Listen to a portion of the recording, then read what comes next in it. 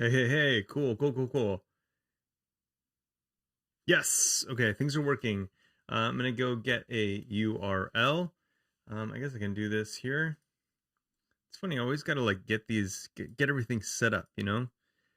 So nope, youtube.com/chantastic/live. Oh, I gotta put channel in there. Oh, youtube.com/c/chantastic/live. Is that how it works? There we go. There we go. That's me. I'm gonna grab this URL, handy share URL, and then I'm gonna, paste it in a couple places. I'm gonna invite some of my friends here. I'm gonna paste it in Twitter, and I'm gonna put it in Discord.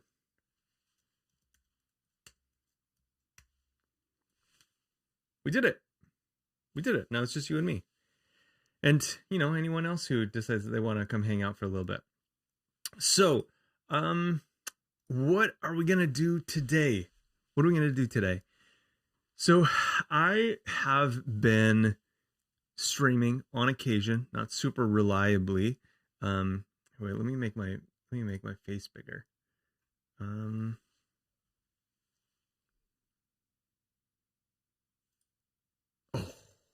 there we are. You see the little green kind of getting like hulky on the edges there? Playing with this stupid green screen thing. You know how it is. Okay, so I've been trying to create some of the, I guess, I have a bunch of ideas about how design systems work, specifically ones that use CSS as like a transport layer for styles. And so I have a lot of ideas, and I've implemented them some in kind of like, app specific code and whatnot, but I really want to do, re-implement them in a way that I can use in other places. I have a lot of projects coming up. We're talking about doing a redesign on events.lunch.dev. Actually, now it's time that I should make my face go smaller. You don't need to see that much of this, So we've been wanting to do a redesign of this. We have a lot of ideas, but I was thinking it'd be nice if I could kind of like use that as a place to,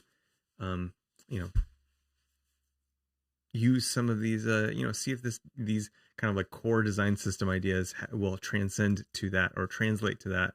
Additionally, I'd love to like make chan.dev not look like this.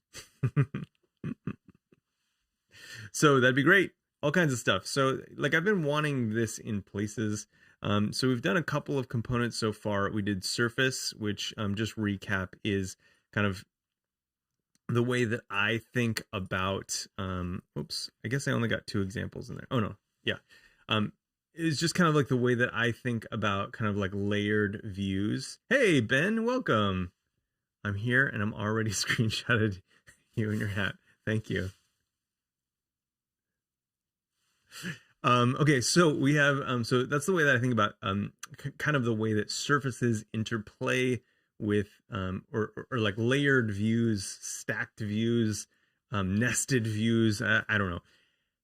This is my notion for like how those things interplay together. And so the let's see, I've kind of created, this is the most minimal example I think, but like data surface, and you just kind of keep nesting those, and then you say like what you want your depth to be. This one's like depth 3, this one's depth 2, depth 1, etc. So I'm not gonna go over that a lot, but I'm just kind of recapping what we've already done so far. We have a couple compositions here. I had not a lot fleshed out just yet, but this one shows, I think, box and avatar working together. Okay. Box is just a really simple way to, I don't know if I meant to commit that yet, but it's there.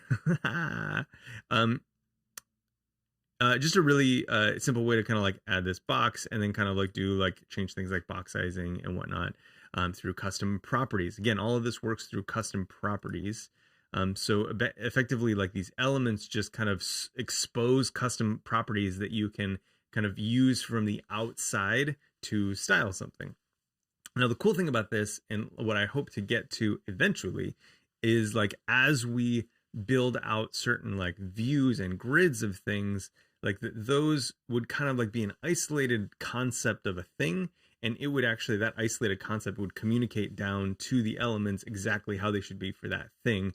Because I really don't like the notion of like small, medium, large, like those sizes have always, sizing things like that has always felt very off to me, always very weird, and it just doesn't scale right. You always end up with these like really weird one-offs kind of, you know, in between your sizes. Everything breaks and it just feels bad, and you feel bad for coding, and you should never feel bad for coding and making stuff happen. So this is kind of like a reaction against that.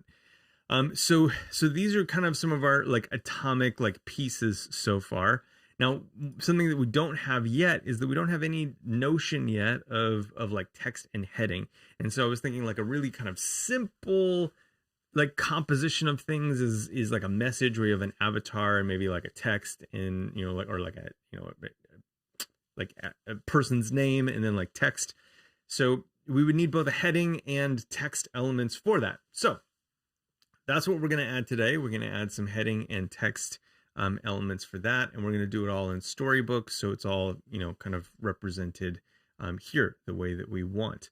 If you're hanging out, say hi. I'd love to answer questions as we go along. This is designed to be interactive, but I'm just kind of, you know, coding some stuff that I want to use in the world, and you know, hopefully it can be helpful for all of us. So ask away on questions. I'm happy to answer.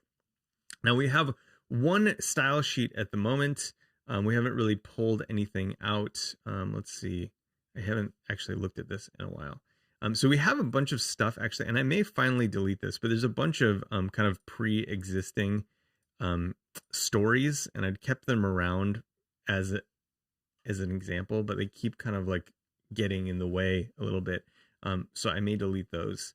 Where is our CSS file? Colorway CSS. Oh, it's just one folder above. I couldn't see it there. Couldn't see it there.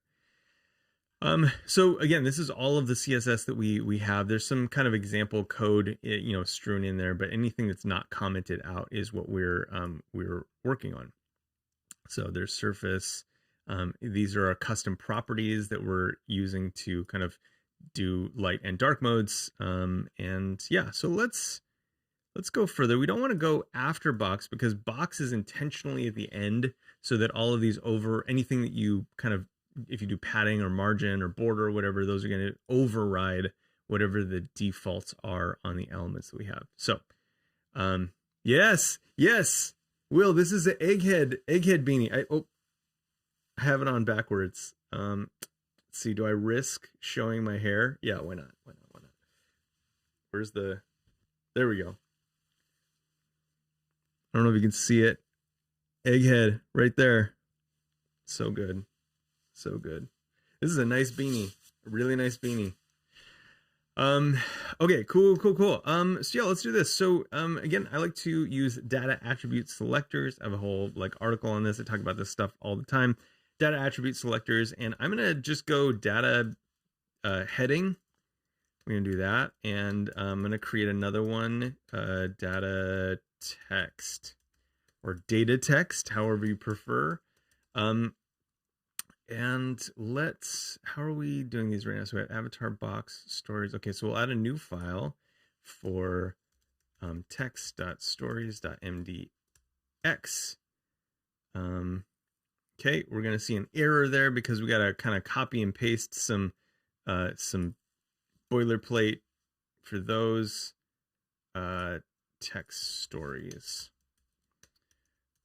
Importing our CSS, that's fine. We're importing meta and story and canvas from Storybook blocks. That helps us write our documentation.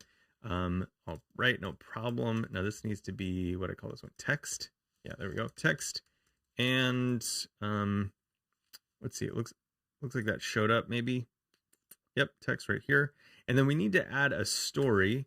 So for a story, if we want it to be if we want the example to be copy pastable, it's gonna look like that with a canvas. And then we'll put story. What do we name this? Let's just name it default for now. And then we'll use, let's do a span with data, text, and that's it. And some text. Format that. Okay, cool. So it should work. That should be right. It seems pissed for some reason. Unexpected default export stories. Okay, so this is one thing that can be a little frustrating about Storybook is that you see the kind of, like post the errors that have already been like kind of consumed through all of the like processing, which can be a little bit challenging. Let's try refreshing, see what happens. Because we added a new document. Yeah, it's just a temporary error. Now I'm not seeing any text, so why is that highlight? Okay, it's white. Okay. So this is probably because of our theme. The way that we have our theme right now, if I am not mistaken, is let's see, I got to go back to our colorway CSS file.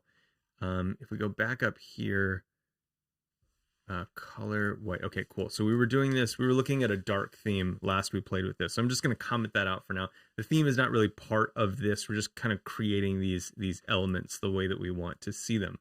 So, okay, so cool. So we have text, we have a default, and then that's what it looks like. This is our copy and pastable example. Cool. We have everything working the way that we want it to. Now, my other goal for today is to do a heading. And so why don't I set that up? Again, I wish VS Code had a duplicate button. Never. I need to like find out where I can put that request. So heading.stories.mdx. Cool. Let's just copy this whole thing. You already saw me write it once. Don't need to see me write it again. This one is going to be heading. Default data heading.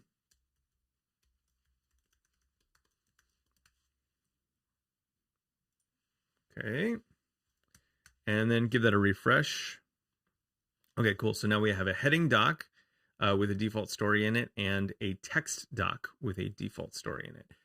Things are looking up. So now this one is not quite the right example that I want because I am going to assume semantic markup in this. So this will be 2. If I can type L2, L1. Now, while I'm kind of doing the like setting all these up, I do want to say something about headings that I think is super important. Now, it's critical that we separate the sizing from like the semantics of the element that's being used. Now, this is something that like we're not going to touch a lot on right now, but I do think it's important, as you're kind of building out like systems of your own, is that sometimes like, different views are going to be in different places where they have a different kind of like priority in the actual like document. So, what is an H2 on one page might be like an H3 or an H4 on another page using the same types of elements. So think maybe about like you have a product, but then it has some like recommended other products. Like those might look like headings, but they're not even headings. They're just kind of like, more bold text. So something that we'll be considering is we're going to be like separating out kind of like the size of these things from the markup, because I want to be able to use the markup as is reasonable for the information architecture of the document, but then also kind of have that decoupling so I can style it in a way that makes sense for the visual representation of the page with all of the other elements.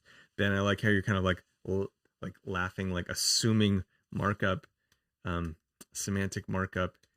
Yeah, you can't really assume semantic markup.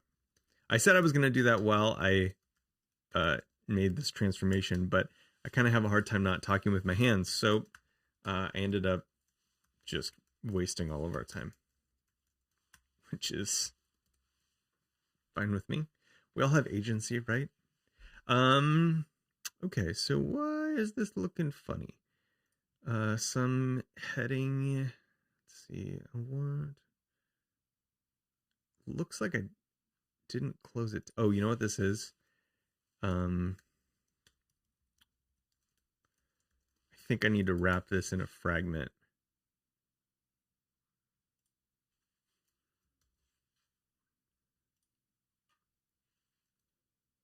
Unless I just got the... If you see what I'm doing wrong here, let me know. I'm not entirely sure why this first one's behaving funny.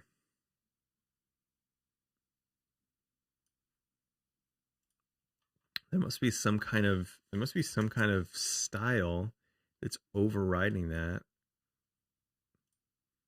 Let's see if we can find it.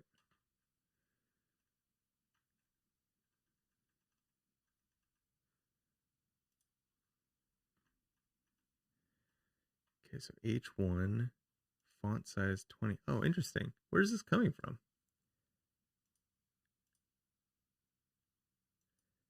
It should be isolated from any other styles. I shouldn't have it. Let's see. Maybe I did something silly somewhere along here. Not that it's super important. Oh, header CSS. Did I do this? Why did I do this? Stories.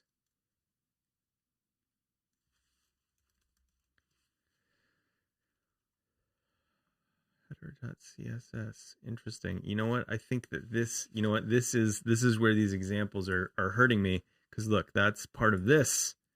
Haha. Okay, cool. I'm going to delete that.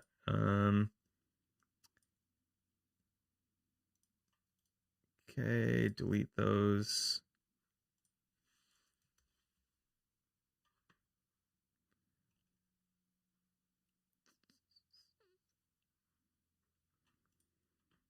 Now it's pissed. Well, this is good. We can learn a little bit about Storybook along the way. So it doesn't like the fact that there's no header story. I don't think I'm personally referencing that, but how do we get rid of it? Maybe something else is. So module build failed. No such file directory. Okay, but where is it imported from? That's what we want to know. Well, let's try restarting our build. Maybe that will help us out here.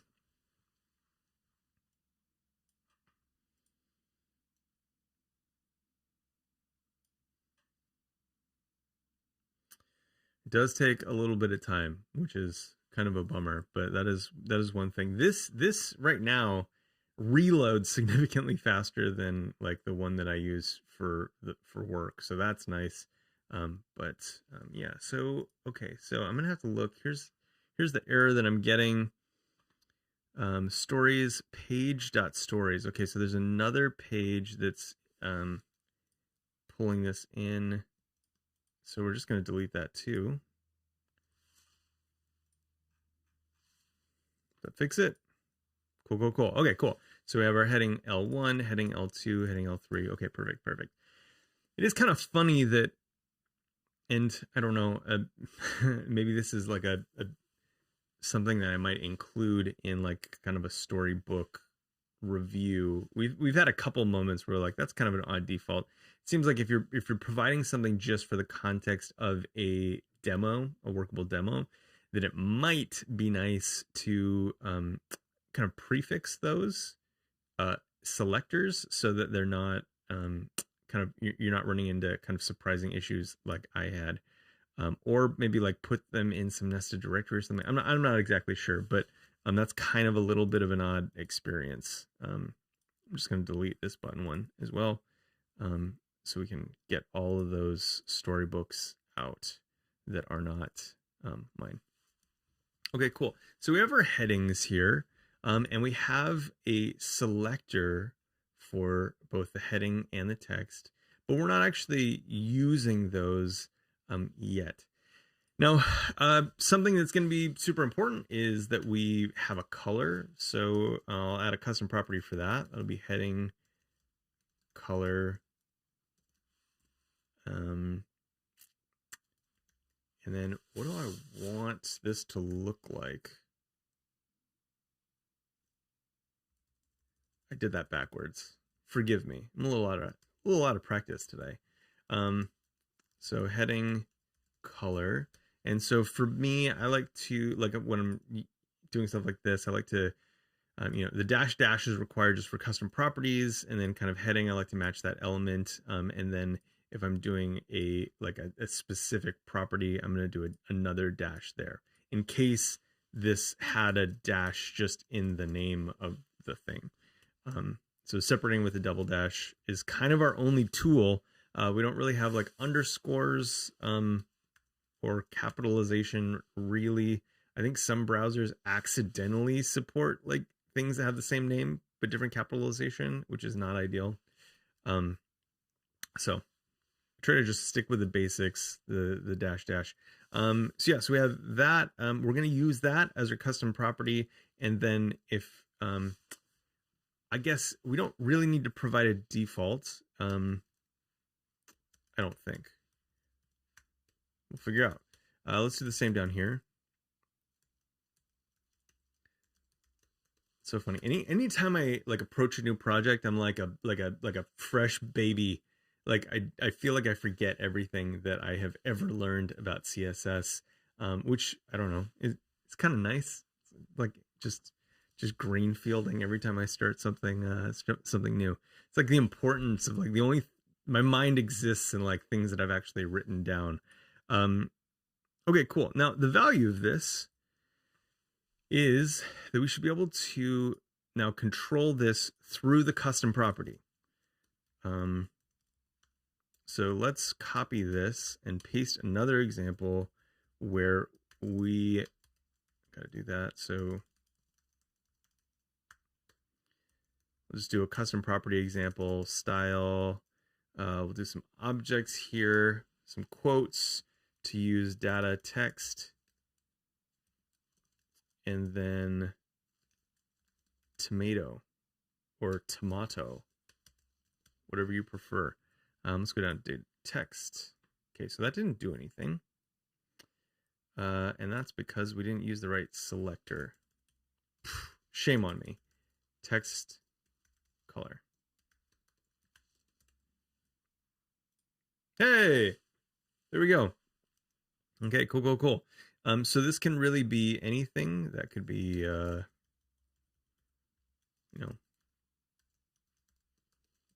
purple. Perfect. Yeah, let's keep it purple for Ben. His favorite color. I'd use my color gold, but then you couldn't see it. Just looked like nothing. Okay, so purple it is. I like purple. Okay, cool. So that's so we have an example now of how we would use that for data text. Let's flesh out an example now for heading as well. And actually I should probably use the property for this, the Some Antics brand. Yes, if you're not subscribed to Some Antics, Ben Meyer's show on Tuesdays at 10 a.m. Pacific time. It's very good. Very good. I learned a lot of accessibility tips, tricks, and habits from Ben. Highly recommended. Highly recommended. So let's do this. Post a link in there, Ben, to whatever you want.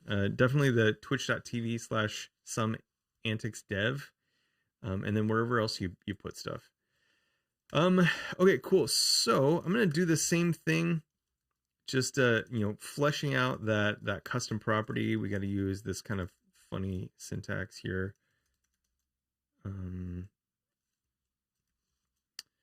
And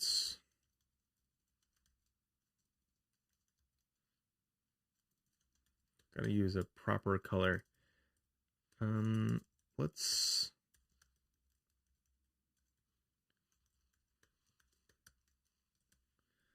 Okay, let's see what we get. So heading color. Now, I might just call this now, kind of scope it. So color. How does that work for us? So heading, we got default, and then we have color right here. Okay, cool. So we're starting to see this come together. Now the cool thing is that because we have now these elements that are exposing custom property hooks, now like at any level we can kind of, you know, declare what these things should be from the top. Okay, so I'm going to jump back into compositions, and I'm going to copy and paste this and make a new file. So this is avatar box, and let's do a shoot, what's that called? Media object.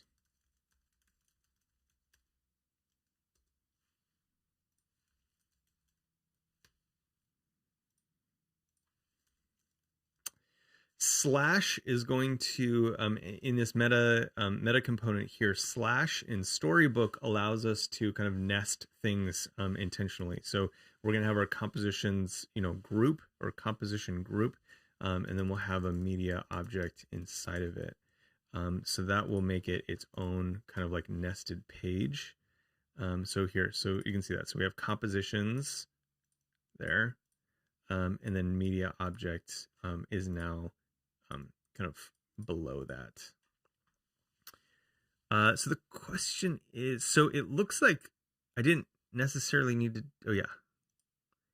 Yeah, so I don't really need to do that unless I want an extra thing, because these stories are going to nest under the root, which is just here. So forgive me for that detour. But if you didn't know how to do it, now you do. That's cool.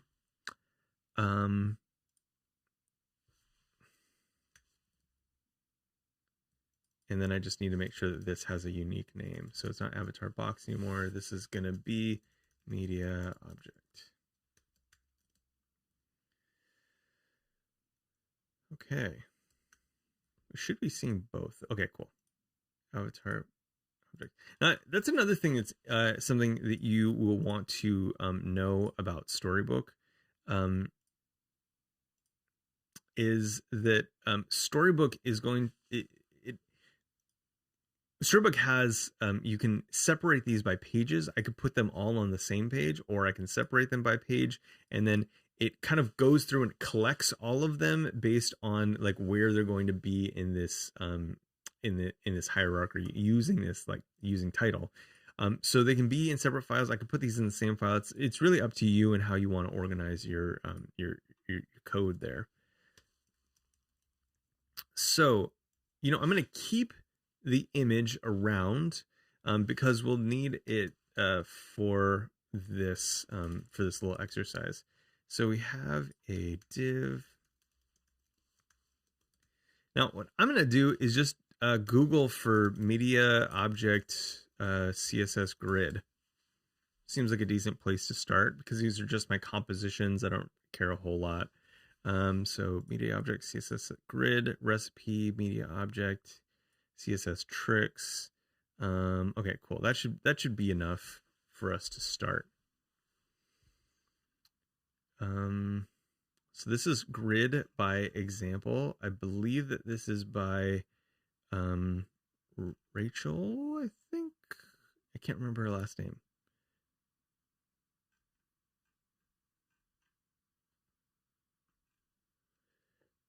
I apologize. I wish that was... Hey, let's go home and see if it's on here. Bummer. Okay. Oh yeah, Rachel Andrew. Okay, cool. Right up there. Rachel Andrew did so much work on Grid and like specifying it and advocating for it. Tremendous resource and resources. So Rachel has some examples of how to do all this stuff with CSS Grid. Let's take a look at the CSS. So this is kind of the container and then all of the like nested elements. And I think, yeah, so it's doing everything by grid area. And then also it's offering some responsiveness to it. So that's pretty cool. Recipe. This is on MDN. Nicole Sullivan is the one who invented this element. Huge fan of Nicole Sullivan. I think this is, it's funny because Nicole made it for Facebook, or introduced it at Facebook at least, back when none of this like Flexbox or Grid or anything that would make it easy existed. And it was just with like floats, I think, and some just real cleverness. So it has become significantly easier now than it was in the past, and has changed quite a bit. And it's such a small element, but it is really kind of like lived as one of the things that people demonstrate now, like as being easier or better in Flexbox or Grid. None of these seem to be super easy to copy and paste yet, so we might end up just using them as a reference. So this one, okay, so it has a block. So this actually might demonstrate the history of that. So, yep, again, Nicole Sullivan named it, and the name stuck. So this is kind of nice. So this is how it was done with floats. So this is a pretty cool article to read. This is how it's done with Flexbox, tables, and then finally how it would be implemented with Grid. So let's let me copy and paste this one. This one looks maybe the most terse, though they all look fairly similar. It is kind of nice, I think, to me, while it's not as flexible as the one that Rachel has on her site, it is direct and doesn't have the grid areas, which will be nice for our purposes right now. So let's do that. And then I need to put a place for, okay, so new file. I need to put some CSS somewhere. And we'll do this composition examples.css block. I'll rename this to media object.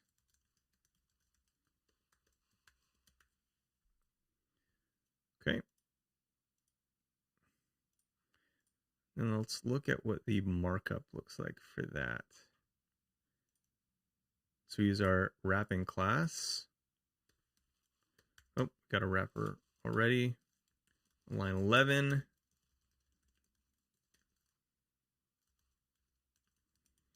Now again, this is so I put this in here because I don't want this to be part yet of kind of the like entire CSS, CSS file. So I'm just using a local one here. So composition examples, I need to import that into this specific story. Media object, what else do we need to add? Oh, okay, it looks like this one's targeting, yeah, it's targeting those classes directly. Okay, so this will give us an opportunity to play with that. So this does have, let's look at that markup again. We have an H2 title. I'm going to just copy some of that in. So we have the image first, and then we have an H2 title. H2 sandy sandwiches. That is really gross.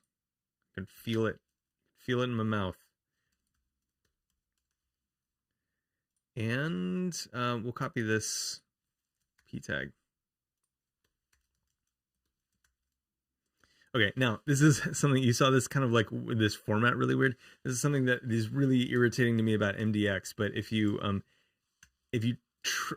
save something and have any line breaks like in between components, which I do all the time for my HTML, it just doesn't know what to do with that, and so you got to delete all those line breaks, or your kind of MDX documentations are going to explode. I don't need to go that far out. This is going to be in the same directory. Okay, cool. Now, we have a little bit of work to do to make this look right. I'm going to take out some of the styles that we have here.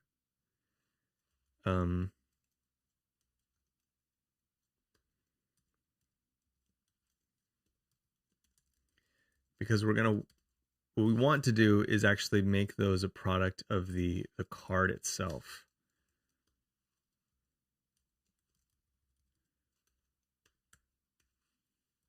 Can always get those again later.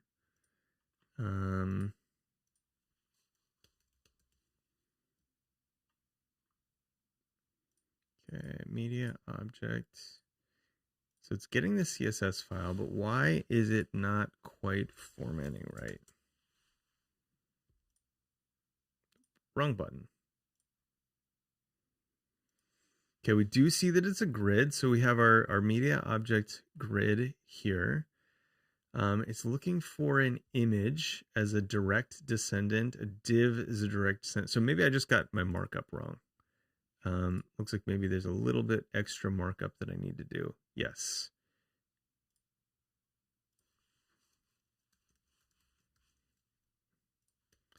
Got to wrap that kind of text content area in a div itself.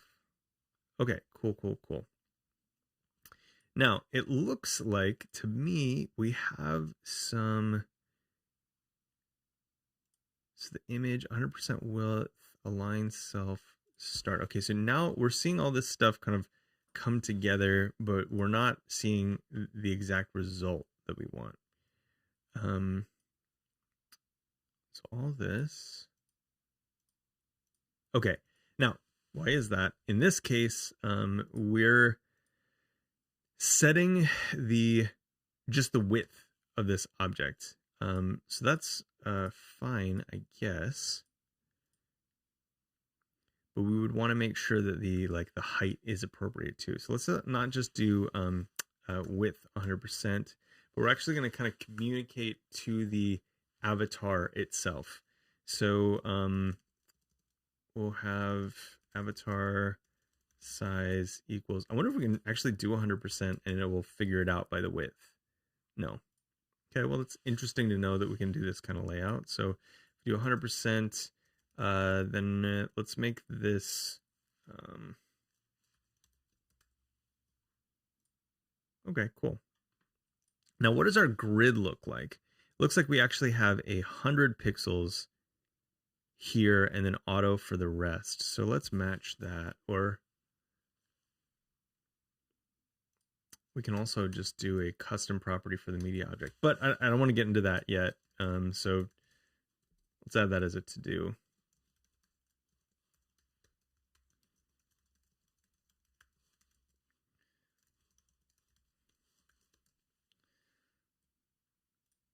Okay. Cool.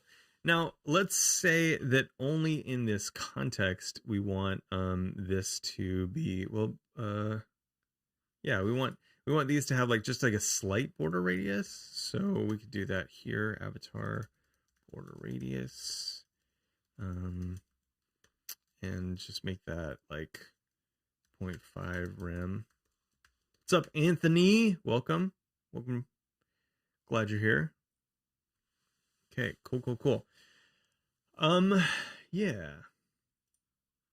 38. So we got 20. We got about 20 minutes to go. I haven't eaten anything today, so I'm feeling a little hangry. Okay, so that border radius didn't come through. So let me make sure that that's actually a property on our avatar.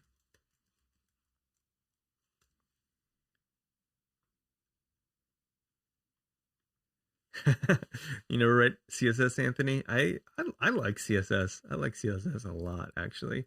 Okay, cool. So we actually don't have a custom property for border radius.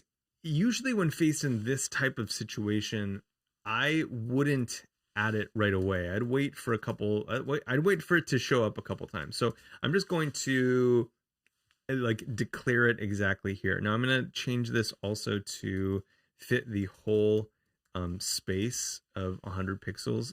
If I was really considering this media object element and not just trying to get this all to work together, there's probably a handful of things I would change, but we can go into that later.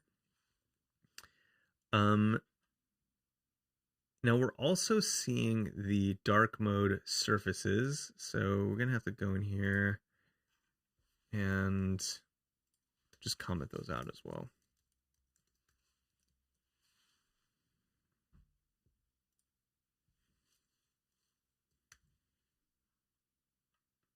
That work?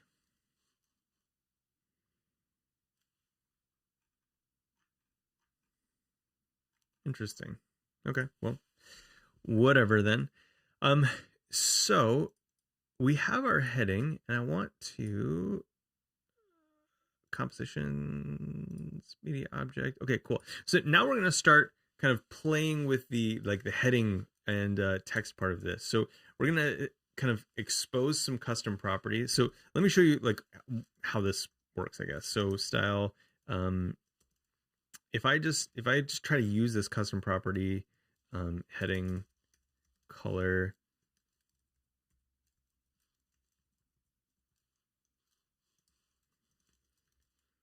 blue, these are this is not design. This is just me throwing random colors in.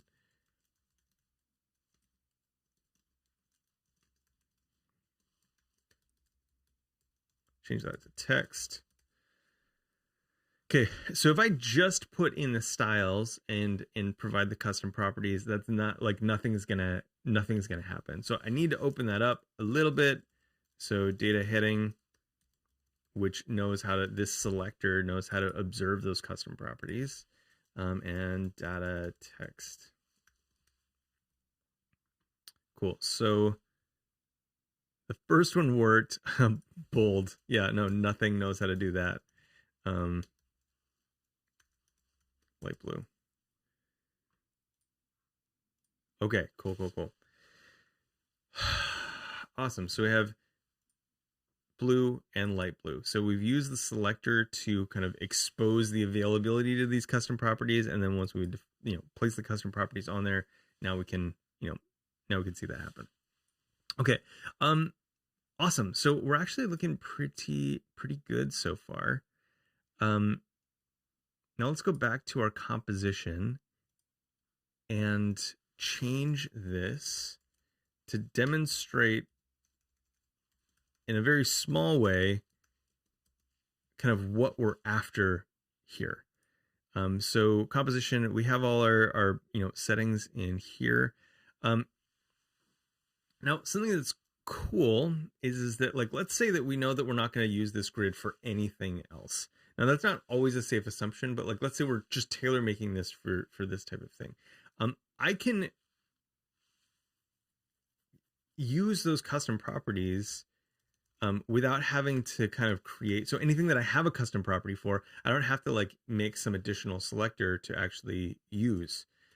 So I can just kind of start using them in here.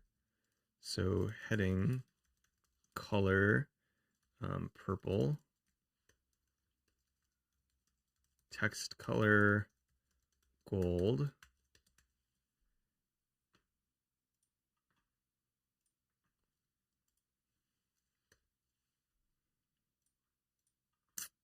interesting that the avatar size did not, and I wonder why that is.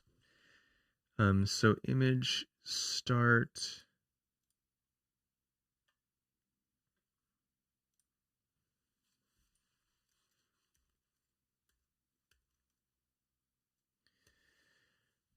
Yeah, so that's a good question. So Anthony asks, says custom properties are basically what killed Sass and less, right?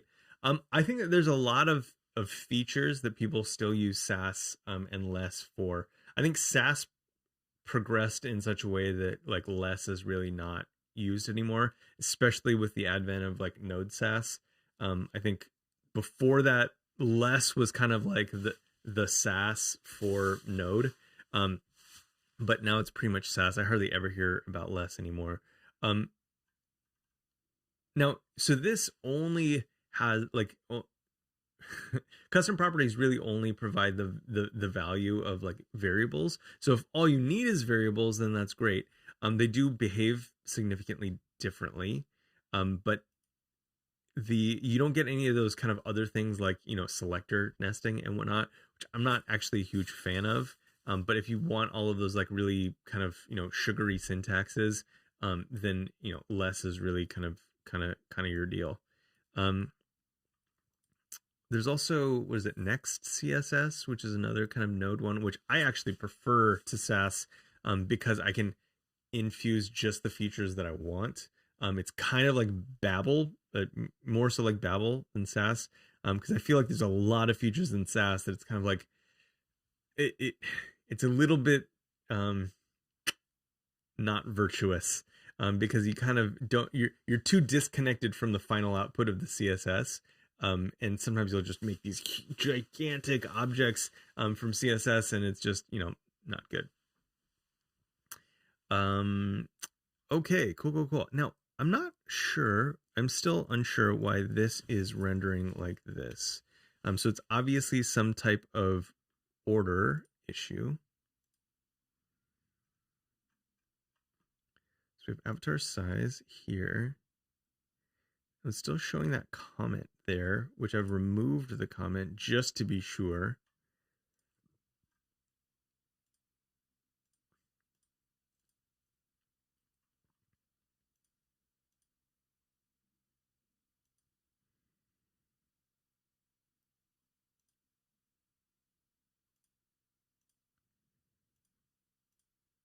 So curious.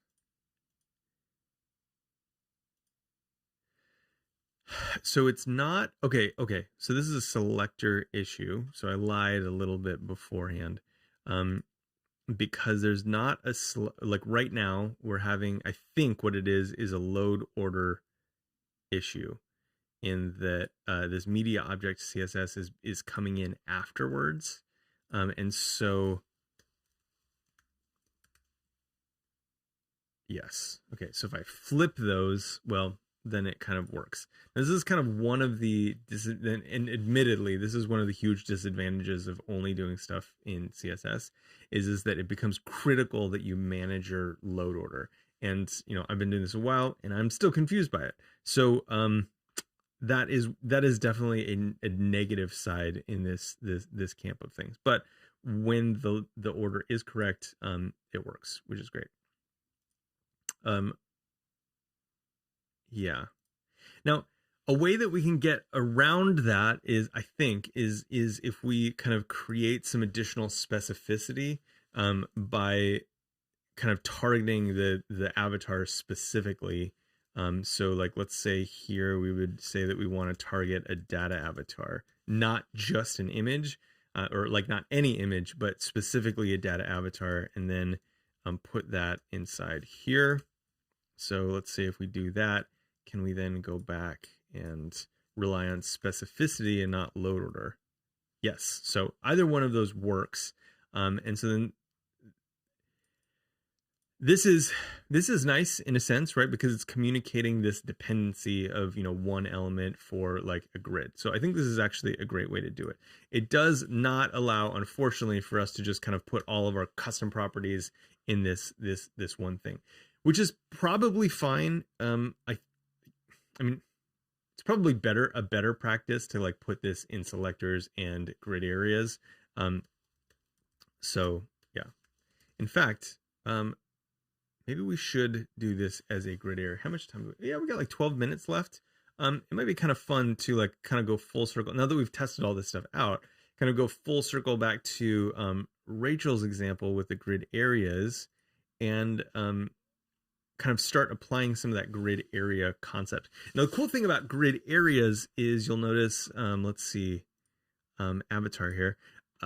Nope. Compositions, media object, is you'll notice that this is all very like markup dependent. So this one, you kind of, it's like coincidental, right? You have to understand what the selectors look like so that you can then kind of provide a markup that has that same shape that it's expecting. The cool thing about grid areas is that with a grid area, I can put the markup wherever, and as long as I put the right grid area on there, it's going to fall into that. It's going to like get sucked into that spot, and we'll be able to see that in some of the dev tools. So since we have like 12 minutes left, 11 minutes, 10 minutes left, let's kind of go. Let's do that. So here she has title, image, content, and footer. And what those selectors do is they describe the grid area. Now we can also, or kind of define the grid area that it needs to fall into. We can also do this in line, which I'm inclined to do right now. So here, so we have data avatar. We're going to add some style, and that style will be grid area. I'm going to wrap this because of that dash. And we'll say image. Now we could maybe call this avatar. I'm not sure, you know, it depends on like what your system looks like at the end of the day, whether or not this is going to be, you know, an image or like a general purpose image or an avatar or whatnot. I'll just use image for now to keep it more flexible. Okay, so now you'll notice it just went to the bottom. Because there is not a grid area for this. So we need to come in here, back into our examples CSS, and our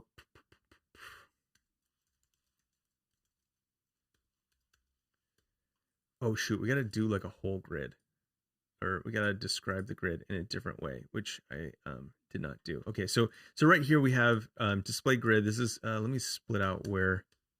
Okay, so this is the grid that we have right now. So it's a display grid, grid template columns. It has two columns. The one on the right is auto, and the one on the left is fixed to 100 pixels. Template rows, auto. So I think you can have as many rows as you, rows as you want. And then grid template column gap, that's the little space that's going to separate those two. So we're going to replace that with the Rachel Andrews grid, which is right here. Now, this is kind of an interesting thing.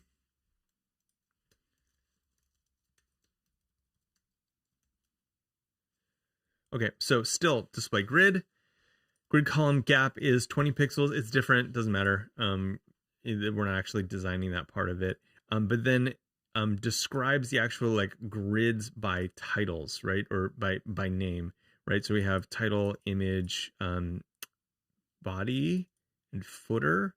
I'll just go with those abbreviations for now, but I might go with something a little bit more verbose. Okay, so we have that grid.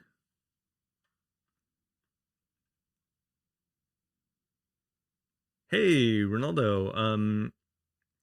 Says, I just learned this grid functionality this week, and it's really fun and amazing to use. Yeah, grid is nuts, especially now that the like Chrome dev tools are better. It used to be that only the Firefox dev tools were any good. So yeah, cool to see that. Now, I need to. So this is a so this Rachel Andrews example, again, it has a lot going on, and is incredibly flexible, but a little bit more than we're like carrying to demo today. Now, the way that these grids work is, it's probably kind of hard to see that code. I don't know if I can zoom it in, but I can copy it up. Is that she has a bunch of different, she's got like some different media queries to kind of like decide how things should be laid out. But this is kind of I think the main one.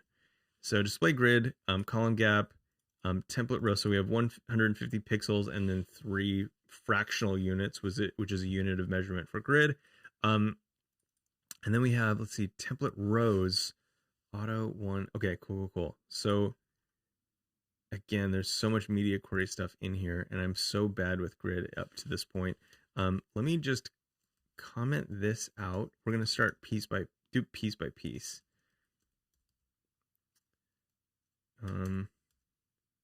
Oops.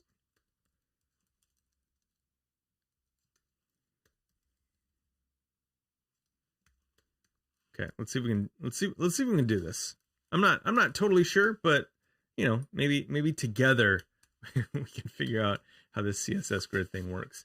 Let's see. So I'm going to go back to my example here, and what I want is grid template areas. And this is going to be image and title. And this is kind of a funny thing about CSS Grid is that you compose these together in views. It's almost like an ASCII chart, I guess. So we want that column gap still. Grid column gap. This might be an old example because I think it might just be column gap now. Yep. Okay, let's call that 1 rem. We're going to have to simplify this example just a little bit.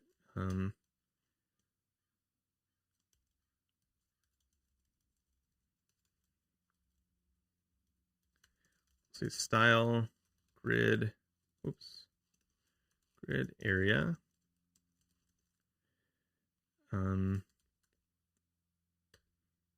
Actually, I needed to apply that here, didn't I? Style, grid area is, oh wait, no, title.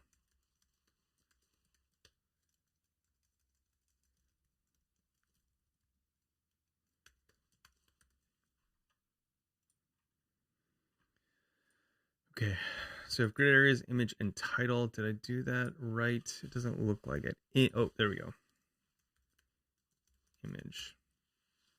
Okay, cool. So it's kind of cool. You can kind of see these things like move around as you're doing that, which is really neat. Now, how do we want to handle this? I think you can do empty space. Oh, now I'm really testing my knowledge here. You can do empty space with, so I'm going to call that other grid area message. I think you can do empty space with a dot. And we'll open up the inspector in just a second to see.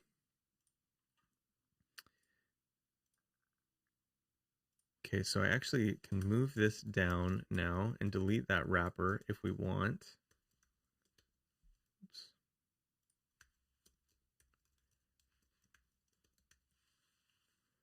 Things stay the same.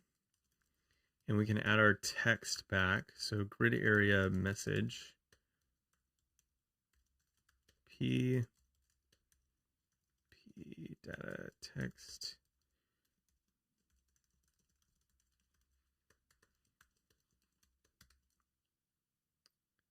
Cool. Now, this is not exactly what we wanted, right? Because it's putting this, and this is a great opportunity to look at this in the grid inspector. So it's putting a space, kind of it's waiting for this whole element to start drawing the new line. So we actually do need kind of like a body area. I'm going to do that, and then we'll probably call it a day. Div.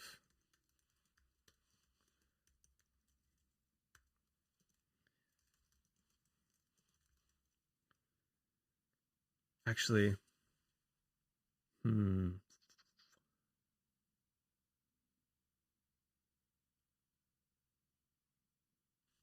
don't think that's going to work because we would need subgrid to be able to do that. So that's like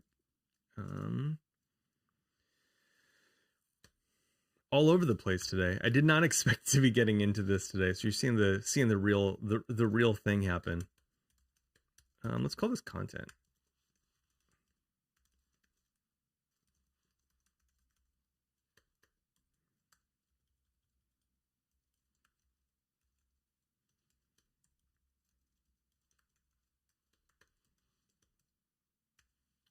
Now we're gonna have to change our CSS to just be image, content. Don't need that extra part. Column gap. Okay, cool. Awesome. So this, we can kind of work from here to actually like massage all this, but probably for another time because we're right at about an hour. And that's when I start to kind of like lose my mind and not be useful at all. So as a recap, this is kind of where we got so far.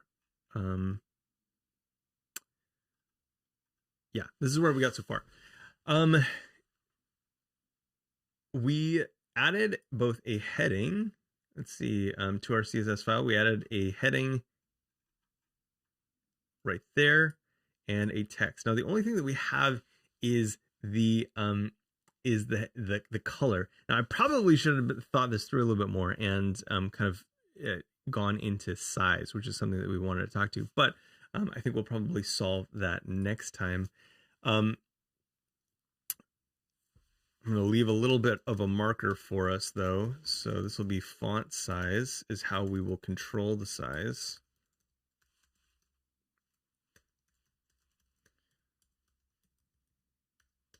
We'll do the same down here. Cool. And we can sort that out tomorrow, kind of play through things. Anyway, hey, thanks for being here. If you want to be notified of future streams like this, where we build up this little colorway project or try to install it in places, build up these little components like this, subscribe, hit the notifications, and you'll get notified when I go live again. Anthony, thanks for being here. Always good to see you, even when we can't chat face to face. Yeah, thanks everybody for being here. I appreciate you just jumping in and kind of giving me an opportunity to actually work through some of these things that I've been wanting to do. So thanks for being here. Peace. See you later.